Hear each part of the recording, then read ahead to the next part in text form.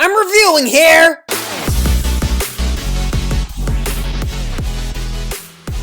Happy Monday! What's up, everybody? I'm Matt Bussey, the host of I'm Reviewing Here, a podcast where I am watching and reviewing Sight and Sound's top greatest movies of all time. There's only a few of them, 264 to be exact, and I am at... What number am I at? I don't remember. Anyway, I hope you're all doing really, really well. It is a very hot day here in Philadelphia when I'm recording this, but I love it. I don't know if... Yeah, there's not AC on. Why would I think there's AC? No, there's not AC on. Sorry, my brain right now is like... Also because, this is the movie today that I'm going to discuss is a very heavy movie, and I feel like I am going to have to, go back to philosophy class. I took one philosophy class. Actually, it was okay. I mean, I liked one of the philosophers, Rabindranath Tagore. I forget what his words of wisdom were. I think his words of wisdom were basically we're all screwed. So I got to write an essay about him. I remember that very clearly. That was really good. But yeah, how has everybody's day been so far? So I know it's Monday. I had a busy weekend, trying to catch up on so many shows. Love is Blind. I'm unhealthily, addictive to it, which I hate to admit. But you know what? Honesty is key. Yellow Jackets, I'm so friggin' behind on. There's a new show called Obsession on Netflix. That's 4 episodes, and it looks hot. And I started watching it, and it's okay. It's just utterly ridiculous, but it's based on a book, I think, and it was later made into a movie in 1992 called Damage, starring Jeremy Irons and Juliette Binoche. Oh, she's so great. And it's basically, a love story. It's kind of screwed up. Do you want to hear the plot? I mean, you have to, obviously, because I'm going to say it regardless. But yeah, no, Obsession is basically about, it's a British show about this guy, husband, who has an affair with his son's, girlfriend, fiance, and they have, a very twisted, 50 Shades-y kind of relationship, and, yeah, I couldn't, I'm gonna try and rewatch it. The first episode, I was kind of drunk when I was watching it, so I wasn't really totally paying attention to it, but, I don't know, it's just some of these shows, there's nothing wrong with a good erotic thriller, or an erotic drama. I just feel like in this show, the actress in it, I don't know her name, but, the one who plays the daughter-in-law, or the woman, his son's girlfriend. I mean, they make her out to be this, completely robotic, sex object. When they first meet in a bar, they're several feet away from each other, and the music stops, and she just stares at him all wide-eyed, and he's staring at her all wide-eyed, and the music's oh, and it's like that, they treat it like that, and it's okay, I really, I don't know if that's totally necessary, but we'll see how it goes. Who's in it? The dude, his name's Richard Armitage, I think is how you say his name. He was one of the Hobbits in The Hobbit. There were 15 of those movies. I don't remember which one he was. He played the lead in it, the lead Hobbit, not Bilbo. But the other... No, he wasn't a Hobbit in it. I'm sorry. He was a dwarf in it. Anyway, how do I always get on these weird tangents? Today's movie is absolutely extraordinary, and it's by one of the greatest directors of all time. Well, he's dead now, but he is forever one of the greatest directors of all time. I also got this wrong in the last episode. I said this movie everyone's heard of. My mistake. It's actually the next episode. If you care, and you're actually following Sight and Sound's lists like I am, then you'll know the movie I'm talking about. But yeah, that's going to be on Wednesday. That's going to be a fun episode, because that is a movie that positively, I mean, I feel like babies, when they come out of vaginas, it's the first word they say, the name of the movie, but I won't say that. Yeah, today, though, we're going to talk about a very artsy-fartsy but gorgeous, haunting movie by a man named Ingmar Bergman, considered to be one of the greatest directors of all time. And this is just one of his many classic films. This is Cries and Whispers. Hon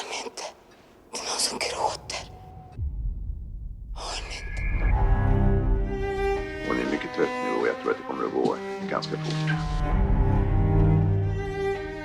Kom inte glömma. glömma det som har varit. Så långt bort. Säg inte på mig sådär, säger jag. Du har ändrat dig. Jag vill att vi ska vara vänner. Jag kan inte! Kan ingen hjälpa mig? Det är bara en härva av lögner. Alltihop.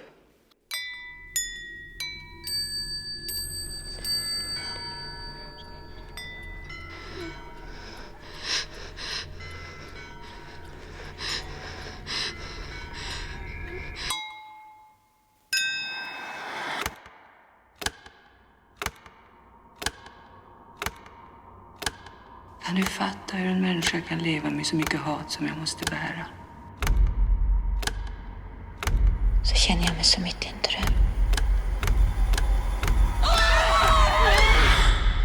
För er är det kanske en dröm, men inte för mig.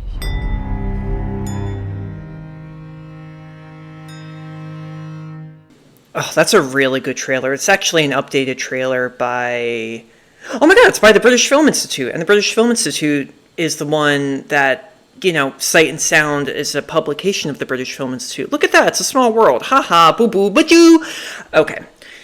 Cries and Whispers. Well, first of all, I gotta give a little backstory on Ingmar Bergman. So Ingmar Bergman, not Ingrid Bergman, people get them confused sometimes. Ingrid Bergman, who is also Swedish, I think, I forget. She is, you know, the very famous actress from Casablanca, a whole bunch of other movies. I think Ingrid and Ingmar actually did a movie together, and I think it might be on this list. Or I may have just dreamed that, I don't know.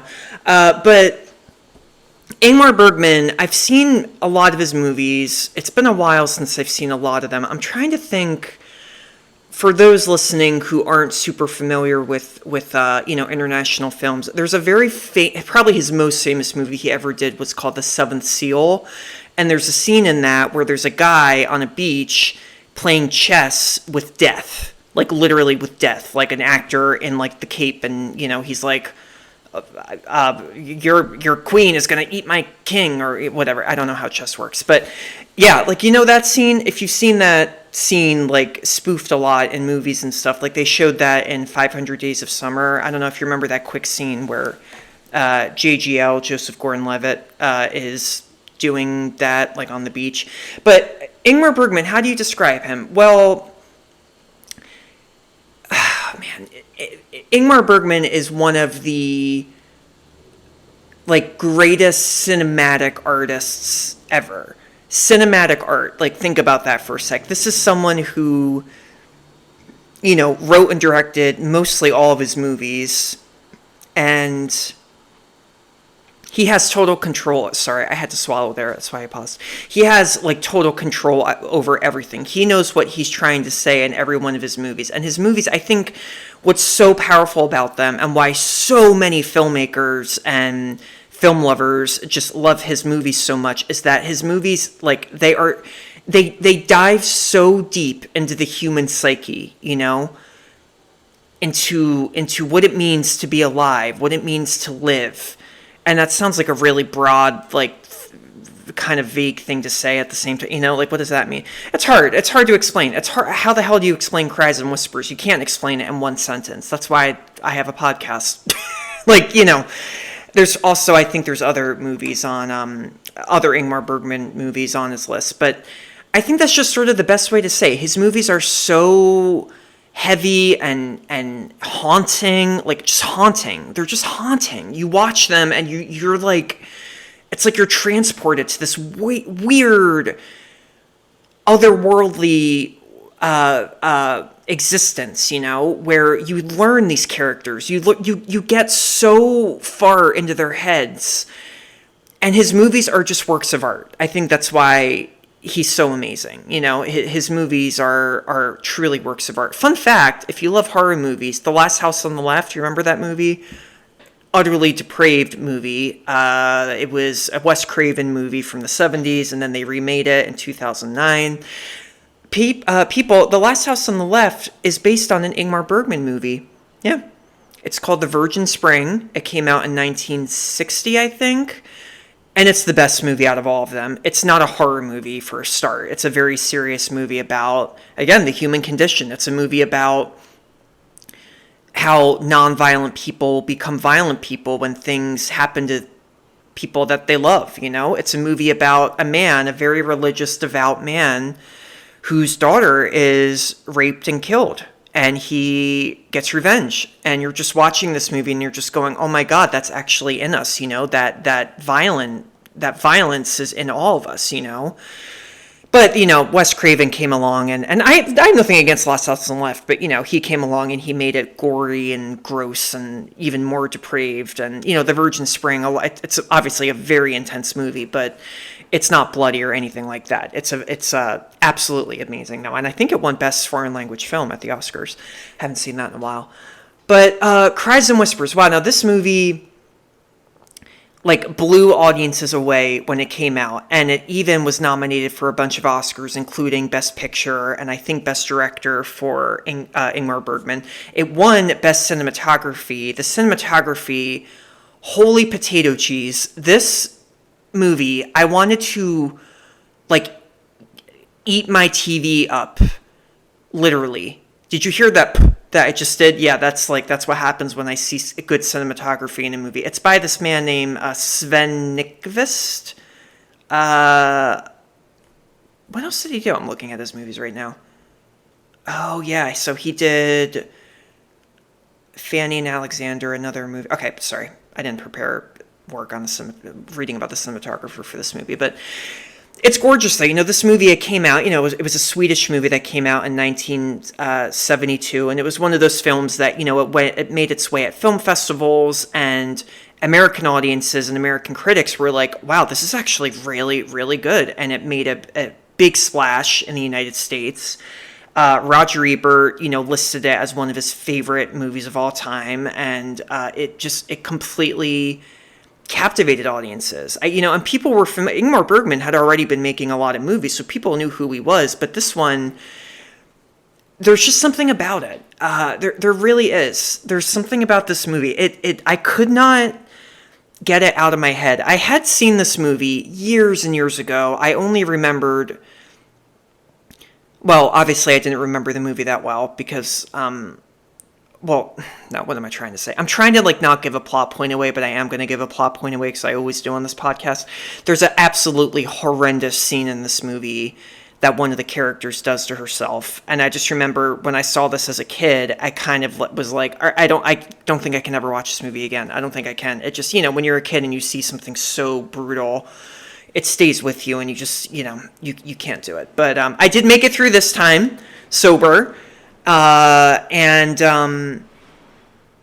I was blown away by it. I was absolutely blown away by it. And, just watching that trailer, I wish I could just go to the movies and see this on the big screen because I know the effect would be all the more powerful. So, wow, I'm excited about this one. This is a really good one. I highly recommend it. I'm already getting to the end. I highly recommend this movie. Anyway, what's it about? What's so strange and weird about it, Matt? Well, like I said, it's not weird as kind of like a pejorative. It's not a weird movie. It's a very artsy movie. It's a movie about the human condition. It's a movie about fate. It's a movie about pain, anguish, sisterhood. Are they like the same thing? I don't know. It's about a lot of things, and I think what is just so magnificent about it is that it's so exciting to watch a movie like this because you can just see all the passion and craft from, its creator. This movie is like a painting and Bergman is the painter. He wrote and directed this.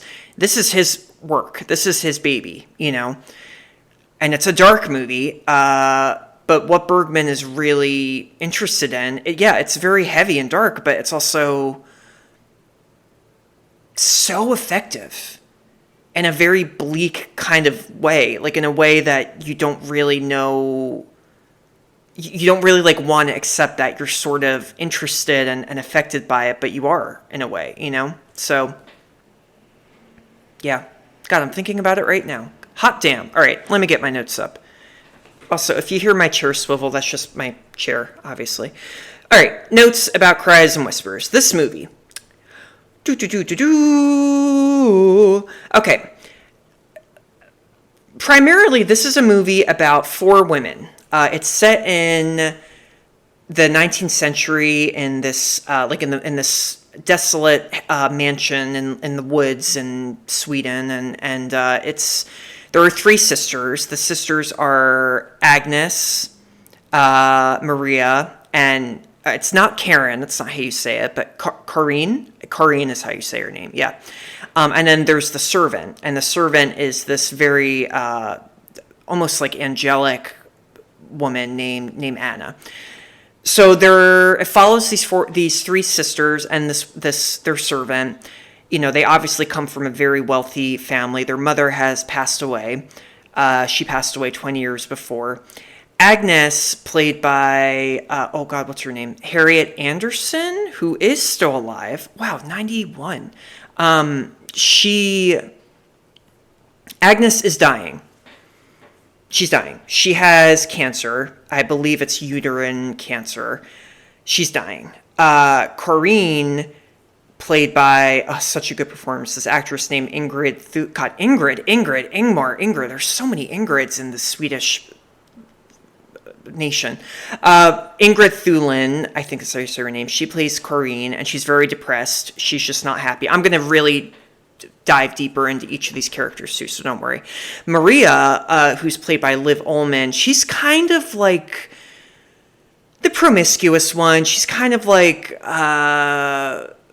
promiscuous is kind of a harsh word. I think she's the one who is a bit of a brat. Like, she's the one who is a little bit ignorant when it comes to family matters and serious issues, you know? That's her. Liv Ullmann, too, is she's a legendary actress. She's still alive. She's 84. She actually was with Ingmar Bergman, the director, for 5 years, and their daughter has a little cameo in this movie, too, which I never knew about. But yeah, they stayed friends. Ullman was in a lot of his movies, too. She was in one of his movies that he did called Persona, which I think is like number 16 on this list, so that's going to be probably next year. You'll get to hear about that. But yeah, Liv Ullmann in this movie, she really reminds me of like Jessica Chastain. And actually, Ullman years later, directed Chastain and Colin Farrell, I think, in a movie. Fun fact.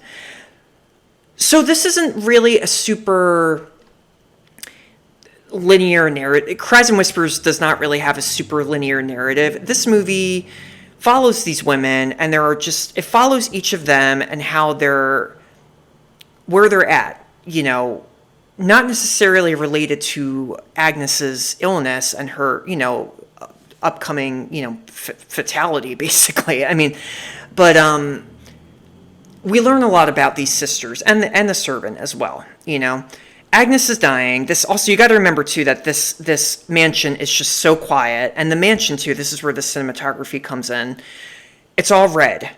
Everything is red in this apartment. The floors, the ceilings, the walls. It's all red, and the women are always wearing white. They're always wearing white nightgowns and white nightgowns. It's like all they wear in this movie. Dresses, long skirts, you know, it's like all they're wearing. And everything else is red. I mean, the curtains are red. Agnes's bed sheets are red. And the color contrasts are so striking, like this crimson red versus white. It makes the movie all the more you just can't look away from it. You know, I can't think of the adjective for it. But also, I said crimson, and now I just can't get Crimson and Clover out of my head. Crimson and Clover. But Agnes, we find out, you know, through flashbacks and voiceovers, Agnes always felt like she wasn't really loved by her mother. She kind of felt like the loser of the family. And she's very close with Anna. Now, Anna is probably the closest one with Agnes. Is Anna gay?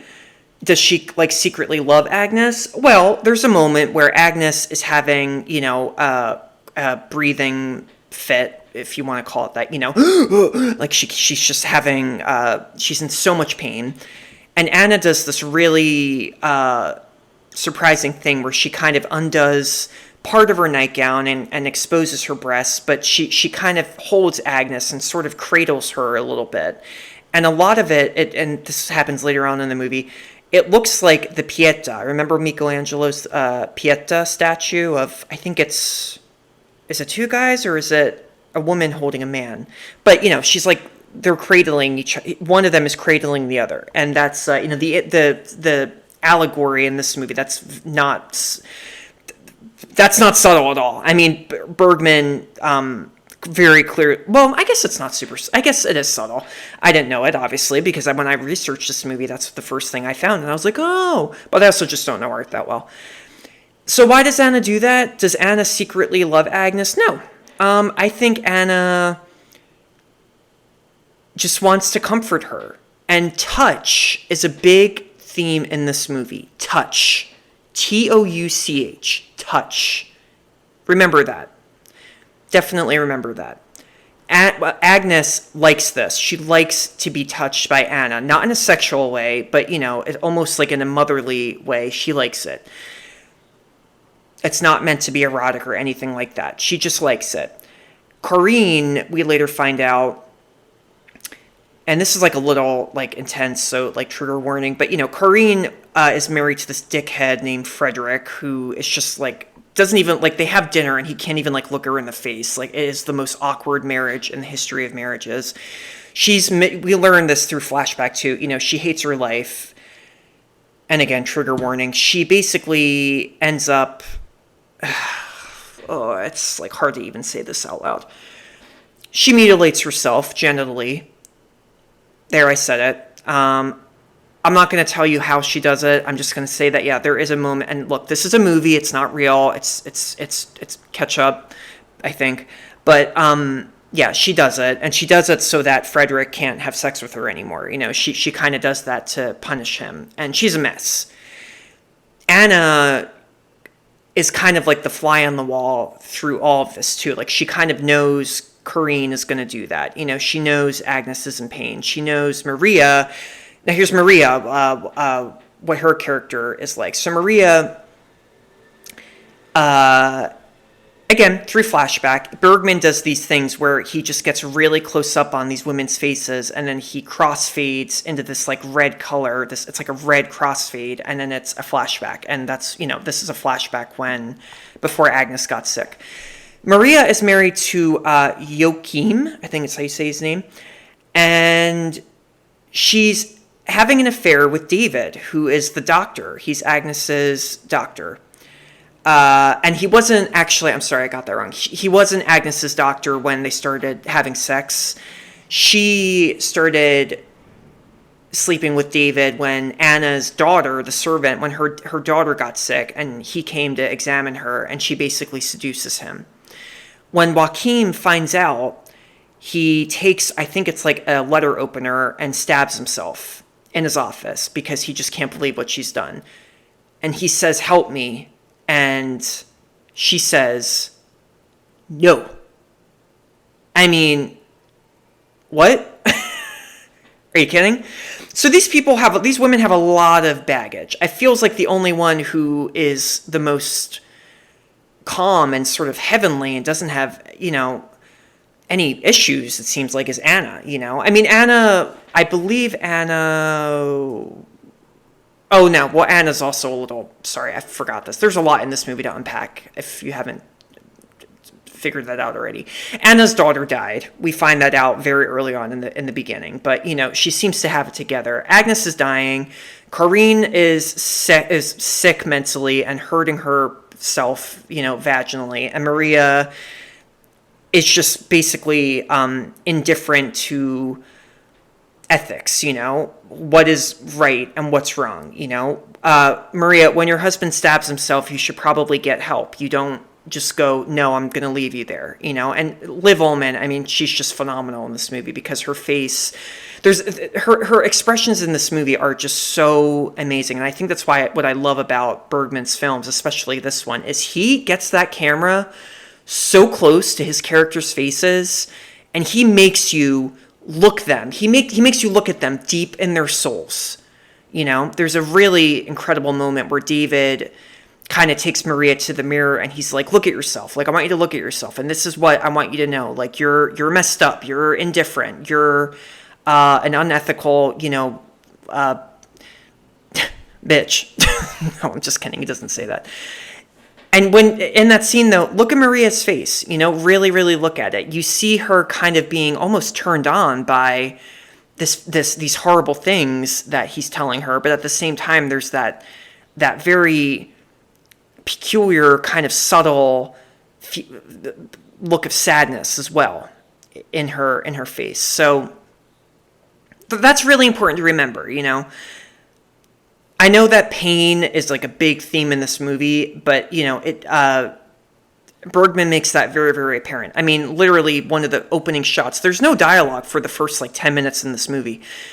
There's a shot that's just so painful in the beginning where, again, it's a close-up of Agnes. She's in bed. It's just a close-up of her face, and she is just writhing in agony. And the camera doesn't move away. You just see her face. You don't see that in a lot of movies these days, guys. You really don't. I go to the movies all the time. I see movies all the friggin' time. And it's rare when a filmmaker can trust his actors that much to get the emotion that he wants from them, And I think that's what's so haunting about Cries and Whispers. Every close-up, you feel like you're watching these are actually real people, Oy vey. So this movie, I hate to, get sadder because I'm already talking about freaking, mutilation and stuff. But Agnes dies, kind of skipping to the end. She dies. We already know a lot about these women from these flashbacks and their inner dialogues and everything. But she dies. Everyone's heartbroken. Anna is absolutely gutted by it. And what happens afterwards is a little interesting. Corinne and Maria, they kind of try to... Well, Maria tries to sort of rekindle her relationship with Corinne because she says, I feel like we were never close, blah, blah, blah, and I want to get to know you better. Now, for Maria to say that, it's a little interesting because it's like, well, what? No offense, Maria, but what? How are you... Why do you feel that way? Because Maria's she's been cheating on her husband and she didn't help her husband when he stabbed himself. So Corinne is very, very cold and bitter. And she basically just says, I hate you all. I don't, want to do this. And again, this is where touch comes into the picture. Maria goes to touch Corinne and Corinne cannot do it. She cannot be touched. She tries to touch her and she just goes, no. And then they finally... I think Corinne has a good cry, and then they finally hug each other. And it's a moment that is so oddly touching in a way. And it's you kind of wish the movie could end there, but it doesn't. What happens next is so surreal and so I'm so bad at adjectives. Haunting. I can't think of any other word but haunting, honestly. And it literally is surreal because the scene after that is a dream sequence. In this dream sequence, the four women are all together. Agnes has come back alive. And, she's in bed and she tells Anna, I want to talk to Corinne. Bring Corinne in. And Corinne is totally awful and comes in and just says... I don't want to talk to you anymore. Okay, I'm done with this family. Goodbye. And she leaves. And Agnes is like, okay, well, that's disappointing. Bring in my other sister, Maria. Maria comes in. And they have a little talk. And Agnes goes to touch her, Maria. Maria has a, conniption, and starts screaming. And, her hair comes undone. Her hair tie comes undone. And she's it's like she's possessed. She's like, no. And she runs to the door and she's like, Anna, let me out. And Anna lets her out. Anna looks, heartbroken because both of these sisters just can't connect with Agnes. And I think Anna knows that. It's like Anna and Agnes are the only one who know that, Anna goes back and she cradles her again. I forget if she gets her boob out again, but she does it again. Again, it's not erotic. I'm not trying to be dirty here. She does that. And, it was just a dream. Agnes, even in dreams, her sisters couldn't find peace with her, you know? So the very end of this movie, it's, you know, right after we're not dreaming anymore. This is real life. And Anna, the family basically says, you know, okay, Agnes died. So Anna, I feel like we don't need you anymore. We'll give you a memento, you know, like we'll give you a memento. I think is just what, like extra money. I think that's what they say. I think that's what it is. And Anna is very, you know, like, no, I don't want your money. Like, you know, fuck off, basically, is what she says. Joachim is, I keep wanting to say Joaquin Phoenix. Joachim, it turns out, is still alive. He didn't die from stabbing himself with a letter opener. Maria goes back to him, and Corinne is a little different. Corinne goes up to Maria, and, you know, they're in mourning, so they're wearing black this time. That's another big, you know, thing to remember. They've been wearing white this whole time, and now they're wearing black. Corinne goes up to Maria and tells her about, you know, I think she basically says, like, I'm happy that we reconnected and that, you know, we hugged each other. And then Maria just goes, I don't know what you're talking about. I think are you, like, you know, stoned? Like, what, I didn't do that to you. And she leaves. So it's like, what happened? Well, it did happen. Maria and Corinne did, you know, rekindle their sisterly relationship, but now Maria's denying it. It's just like, why? I'm going to get to why, because I'm going to get to what Bergman, I think, is really trying to say. But it ends, you know, the movie ends on a kind of bittersweet moment where, you know, Anna goes into Agnes's room and finds her diary, and Agnes reads, you know, she reads this memory where, you know, she was hanging out with her two sisters and Anna outside when Agnes was, I think, not sick. And she said, you know, in that moment, I felt happiness. And then, you know, the movie ends with, come what may, this is happiness. Come what may. No. And then they break out into song, and it turns out that the whole thing was just a dream, and everyone's happy. No. Guys, I'm like sweating just from talking about that movie. It could be the heat, but I'm also sweating just because I'm at 32 minutes right now, and that's... Oh, sorry, my computer almost went to sleep. That's Cries and Whispers for you. If I've scared you, good, because that's what this movie is meant to do. If you love movies like me and you love to be challenged by works of art like this, then I say go right ahead and do it. I was blown away by this movie. I was blown away by the performances, the writing, the cinematography, the just the imagination of it all, you know. I loved reading about this movie too, about the where it all came from. So Bergman, this is kind of crazy. This idea of these four women, you know, three sisters, and they're all wearing white. This came from a dream that Bergman had. He said that, oh God, where's the quote? I just lost it. He had this dream that he used to have a lot of the time where there would be four women all wearing white, and they would be in a red room, and they would be whispering to each other all the time. And he said that this symbolized his childhood view of, and I'm quoting this, of the soul as a faceless person who was black on the outside, representing shame, and red on the inside. I think, you know, the big thing, and like, you know, this is where philosophy comes into the picture. The thing about Bergman's movie here, and the same thing with a lot of his other movies that I've seen, his outlook on life is very pessimistic. His outlook on life is basically that, you know, life is meaningless. There are good moments in life, but then there's also a lot of bad moments, you know. There are moments that can change us, and then there are moments that can crush us, you know. Maria and Corinne make up, and then Maria later goes, no, that didn't happen, you know. It's horrible. It's horrible. And I think, you know, there's so many things to talk about this movie, but I feel like, you know, philosophically speaking, that is the big part of this, you know, the meaningless of life. There's a scene in this movie after Agnes dies, the priest comes, and even the priest when he's reciting his sermon, at the funeral, even he basically says, Agnes, like, I'm glad you're not here on this miserable planet anymore, and God, like, may you plead, this is a direct quote, plead with him to free us of our anxiety and pain. Pain.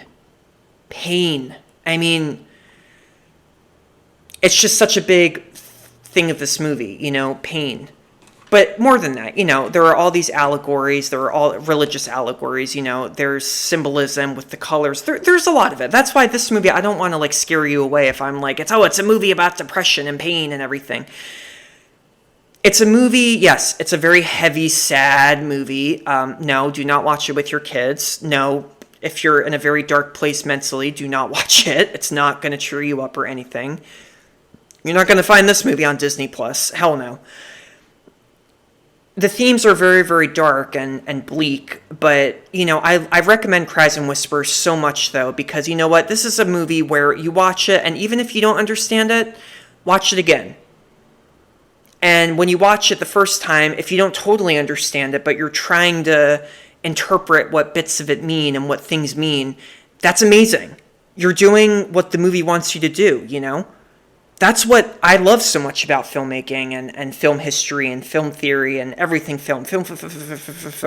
And I think that's what movie buffs like me, that's what they love so much too. Cries and Whispers, and like any other Bergman movie, it's all about that. It's all about, watch this movie, take it all in, if it's too much at first, watch it just for like the visual, aesthetical part of it all, but then watch it a second time and really try to interpret what he's trying to say about women in society, about sisters, about pain and suffering and death and optimism in life and pessimism and hedonism and husbands and wives. There's so much. And like, you know what, this episode too, I know it was like all over the place, but it's meant to be for a movie like this, because this is not a movie that you can just talk about in 5 minutes or less. It's a movie that, I could literally talk about this movie for another, like, probably just 2 minutes, because I'm like, it's a lot. It's a lot. It's definitely a lot. But man, it blew me away. It absolutely blew me away, and I highly, highly recommend it. Cries and Whispers, or as they say it in Swedish, Viskningar och hopp. Yes. No. I would love to go to Sweden. I also have to say, too, Swedish filmmakers are amazing. The Swedish film scene has been incredible forever. And even just like in literature, too. I mean, the Girl with the Dragon Tattoo series, hello! The movies, not just the one with Rooney Mara, but the original ones with Noomi Rapace, I think that's how you say her name. Hello! Amazeballs! Amazing. And I'd love to go to Sweden one day. Yeah. Check this out, guys. Cries and Whispers. It's available on HBO Max. It's an amazing... it's been restored, and it's amazing, incredible, crystal clear, red and white quality, because those are like pretty much the only colors in this film. It's a lot. It's something. It is definitely something. It is a whirlwind. It is a punch in the chest, but a very pleasing kind of oddly pleasurable punch in the chest. That's a horrible metaphor. No, it is a lot. But you know what? If you're new to like watching and reviewing movies, and you really like it, and I haven't annoyed you to death already on this podcast, then do it. Watch it. And watch a lot of other Bergman films, because he is absolutely magnificent. And rest in peace. I think he died. And when did he die? Yeah, 2007, because I was at the beach when he died. I remember that. Yeah. I was at the beach with my sister and her friends, and I remember my sister's friend's mom was like, Matt, sweetie, do you know that director Ingmar Bergman? He died. And I was like, oh, no. And then I didn't care, and I just went boogie boarding. Boogie boarding? Boogie boarding. That was like my favorite thing to do. But yeah, I was so happy to watch this again, and I can't wait to see more Bergman films. I don't know how scattered they are, but I wouldn't be surprised if a lot of them are close to, 100 to 1 on Sight and Sound's list. So check it out, check them out, read a lot about it. I'll add some, articles about this film in the notes as well if you're interested. But yeah, definitely check it out. This was really fun, you guys. Oh my God, I'm almost at 40 minutes. It's been a long episode. Hard movies, they take longer to talk about. Thank you for tuning in to I'm Reviewing Here. New episodes every Monday, Wednesday, and Friday. I swear, I'm not going to lie this time, the next episode is a very popular movie, and I have a lot of thoughts about it, so I'm looking forward to talking about it. Don't forget to rate, review, and subscribe. Share it with everybody. You can also follow I'm Reviewing Here on Instagram. I'm Reviewing Here. You can also follow me on Instagram, Mabussy, Mabussy. Why are you being dirty? I'm not being dirty. Come on, shut up. Guys, we're talking about a serious movie here, okay? But yes, definitely this is always so much fun to do, and I hope you're enjoying it as much as I am. I need to go get some water right now, and I need to splash some water on my face because this has just been a long episode. But I'll see you Wednesday. Bye-bye!